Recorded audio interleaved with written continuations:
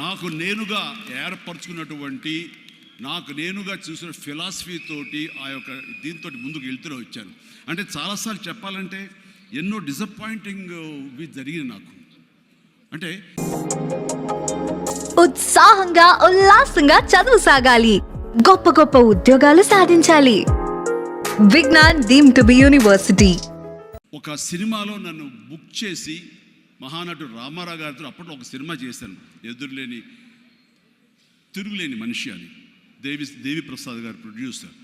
అందులో నేను, ఫటాఫట్ జయలక్ష్మి, ఆయన, రతి అగ్నిహోత్రి చేశారు రామారావు గారితో. ఆ సినిమాలు చాలా బాగా చేశారు. రామారావు గారి పక్కన మరొక హీరోగా నాకు అవకాశం వచ్చింది. అంతా ఎర్లీ స్టేజ్లోనే అనుకుంటాను. నాకు ఆ సినిమా ఫెయిల్ అయింది. ఆ తర్వాత మళ్ళీ అదే రామారావు గారితో మళ్ళీ సినిమా చేసే అవకాశం వచ్చింది ఒక దిగ్దర్శకులతోటి. అయితే నాకు డేట్లు ఇచ్చారు, నా మెజర్మెంట్స్ తీసుకున్నారు, నేను వెయిట్ చేస్తాను. కానీ నా పేరు లేకుండా మరొకరి పేరుతోటి ఆ అనౌన్స్మెంట్ అయ్యేసరికి ఎక్కడ డిసప్పాయింట్మెంట్ వచ్చింది.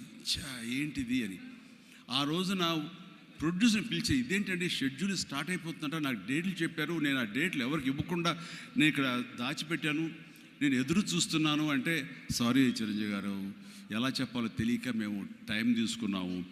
ఎందుకంటే పోయిన సినిమా మీది ఫ్లాప్ అయింది కదా కాంబినేషన్లో, అందుకని దానికి గ్లామర్ ఉండదని మీరు వద్దనుకున్నాము అని. ఆ విషయం చెప్పచ్చు కదండి అని అంటే, ఆ టైంలో నేను నాతో సినిమా చేస్తే సినిమా ఫెయిల్ అవుతుందని ఒక బ్యాడ్ ఇది ఒక నా మీద స్ప్రెడ్ అయ్యే అవకాశాలు ఉన్నాయి. ఈరోజు సోషల్ మీడియా, ఆ రోజు ఇంత మీడియా లేదు కాబట్టి కానీ, లేదంటే ఎంత బ్యాడ్ అయ్యేదంటే నన్ను తిరిగి ఇతనితో ఎవరైనా చేస్తే సినిమా ఫెయిల్ అవుతాయి, ఇది ఒక ఐరన్ లెగ్ అనే పరిస్థితి వచ్చేసరికి ఎక్కడో మళ్ళీ జంకాను. కానీ గ్రద్దలాగా నాకు అనుకూలంగా ఉన్నటువంటి అవకాశాల పవనాల్ని అదునుగా చూసుకొని నేను ఎదిగాను.